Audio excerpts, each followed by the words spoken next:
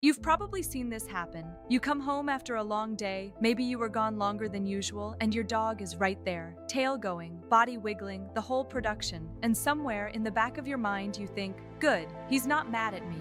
Or maybe this one, you lost your temper yesterday, not proud of it, but it happened. You raised your voice, you were frustrated, and your dog slunk away with those sad eyes. And today, he's back in your lap like nothing ever happened. You look at him and you think, he forgave me. He always forgives me. I want to sit with you in that moment for a second, because what I'm about to share with you completely changed the way I see every dog I've ever worked with, including the ones I've loved most.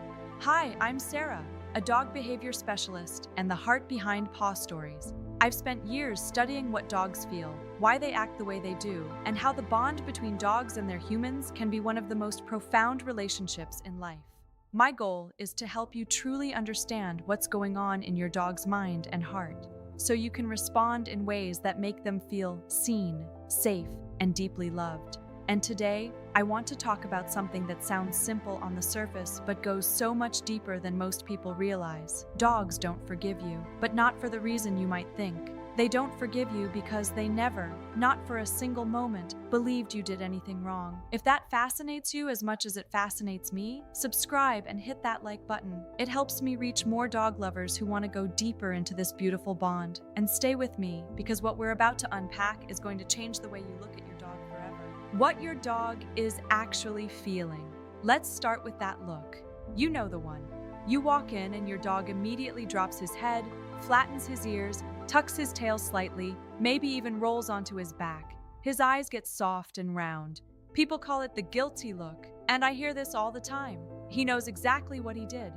Here's what I've come to understand after years of this work. He absolutely does not. In 2009, a cognitive scientist named Alexandra Horowitz at Barnard College ran one of the most revealing studies in modern dog behavior research. She set up a simple scenario.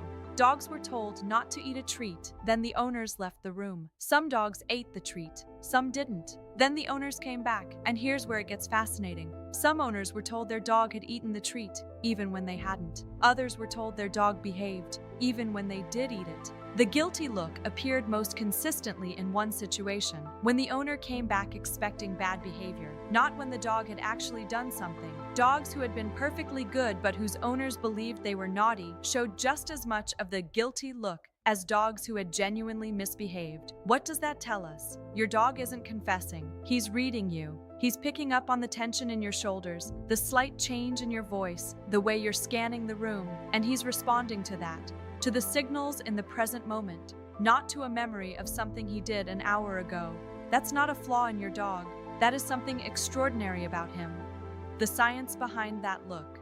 Here's why this happens, and why it makes complete sense when you understand how a dog's mind actually works. Dogs have what's called associative memory, and they have it in spades. They are masters at connecting a stimulus with an outcome. The sound of a leash means walk. The smell of your coat means you're home. Your particular tone of voice means something important is about to happen. They are wired for this kind of learning. It's part of what made the dog-human partnership one of the most successful co-evolutionary stories on the planet. But what dogs don't have, at least not the way we do, is robust episodic memory.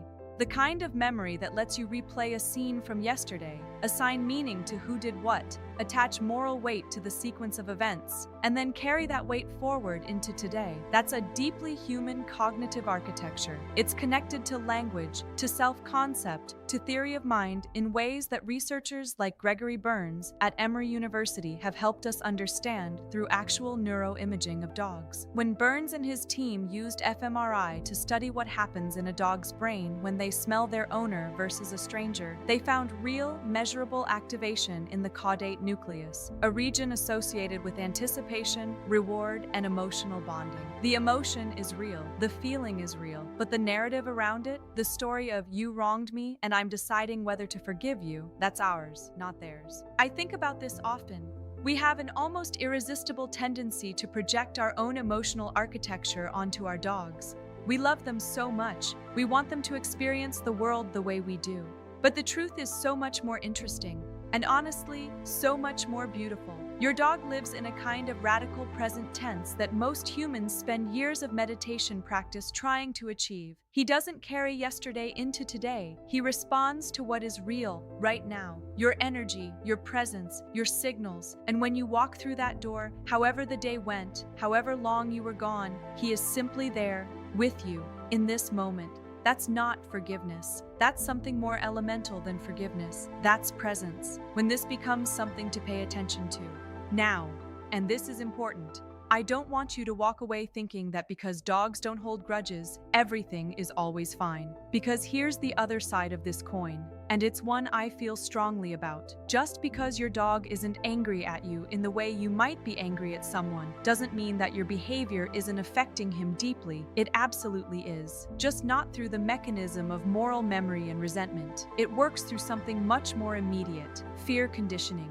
Here's the first thing to watch for. If your dog consistently shows avoidance after interactions where you've been angry, loud, or physically harsh, not just for a few minutes, but for extended periods, or as a recurring pattern, that's not moodiness, and it's not a grudge. That's fear. Fear that has been learned through repeated association. This person plus this tone of voice equals something bad is about to happen. That's a conditioned response, and it's one of the saddest things I see in my work. The second pattern I see a lot is what I call displacement behavior. Dogs who become hyperactive, destructive, or clingy after a stressful interaction. Chewing things, pacing, barking, shadowing you from room to room. This isn't manipulation and it isn't revenge. This is a dog in a state of arousal and anxiety, trying to regulate emotions that got activated and have nowhere to go. And here's what really tells me something important is happening. When a dog who has historically been warm and attached to their person starts showing consistent withdrawal, not just after one incident, not just for an hour, but as a pattern over days or weeks, that is a signal I take very seriously. It could be fear that has become chronic. It could also be pain, and I cannot stress this enough. An animal in physical discomfort will often change their social behavior dramatically. Changes in a dog's affective behavior that persist are worth a veterinary visit. Full stop. Has your dog ever shown any of these patterns? I genuinely love to hear about it in the comments, because every story is different and I read all of them. What actually works and why. Now that you understand why your dog experiences the world the way he does, let's talk about what this means for how you show up for him. Because this isn't just beautiful science, it's incredibly practical. The single most powerful thing you can offer your dog is not perfection, it's predictability. Dogs who are studied in the context of attachment research, and yes, researchers like Josef Topal have shown that dogs form genuine attachment bonds with their caregivers that parallel in function the bonds infants form with their parents, consistently show more emotional stability when their human is reliably responsive. Not perfect, responsive, consistent, present. What that means on a day-to-day level is this. When you come home after a hard day, your dog doesn't need your guilt. He doesn't need you to apologize or to compensate for however long you were gone. He needs you to arrive, to engage, to be here. That warmth, that genuine attention, that's what refills whatever emotional tank got low while you were away. And when you've had a moment you're not proud of, when you got frustrated, when the tension in the house was high, when you weren't your best self around your dog, the repair that works isn't a speech. It isn't a guilt-driven smothering of affection that actually makes anxious dogs more anxious. The repair is returning to calm. It's a walk. It's sitting together. It's your body language softening. It's giving him the signal that the storm has passed and things are stable again. That's what he's looking for. That's what tells him all is well. One more thing here, because I think it matters. Please don't punish your dog for something that happened more than a few seconds ago. I know that can be hard when you come home and find something destroyed, but a dog cannot connect a consequence to an action that's already done. What you get when you punish retrospectively isn't understanding. It's just fear directed at you in this moment, and that erodes the very thing you're trying to protect, the trust between you. What this moment really means. I want to leave you with something that I find genuinely moving, even after all these years. The fact that your dog doesn't hold grudges, doesn't assign you blame, doesn't need to go through a process of deciding to forgive you. That could sound like it means the relationship is simpler, less rich than what we have with other humans. but I've come to believe the exact opposite. Your dog shows up for you without a ledger. He doesn't keep score. He doesn't rehearse past grievances or build a case against you. He reads the real you, your actual energy, your actual presence, your actual state in this moment, and he responds to that. In a way, he sees you more clearly than almost anyone else in your life, not through the filter of history and expectation and narrative, but as you actually are, right now. That is a profound kind of love, and it asks something real of us in return. Not perfection, but presence. Not an apology, but a return to safety. Not a performance of being a good person, but actually being regulated, consistent, and emotionally available for the creature who has staked their entire sense of security on you.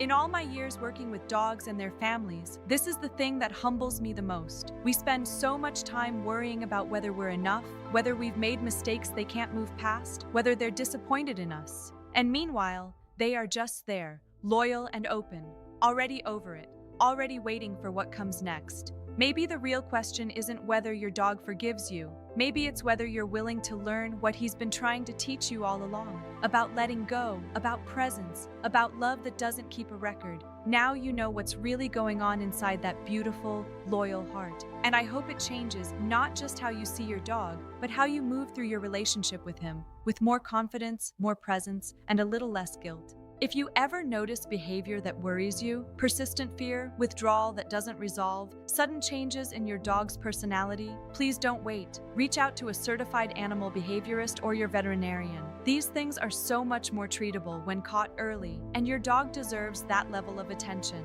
Share this with someone who loves their dog as much as you love yours. Subscribe to Paw Stories for more of this, because every dog deserves an owner who truly understands them. And leave a comment below. Tell me your story. Tell me what your dog does that you've always wondered about. Tell me about the moment you thought he was angry at you and what happened next. I read every single one, and every story matters to me.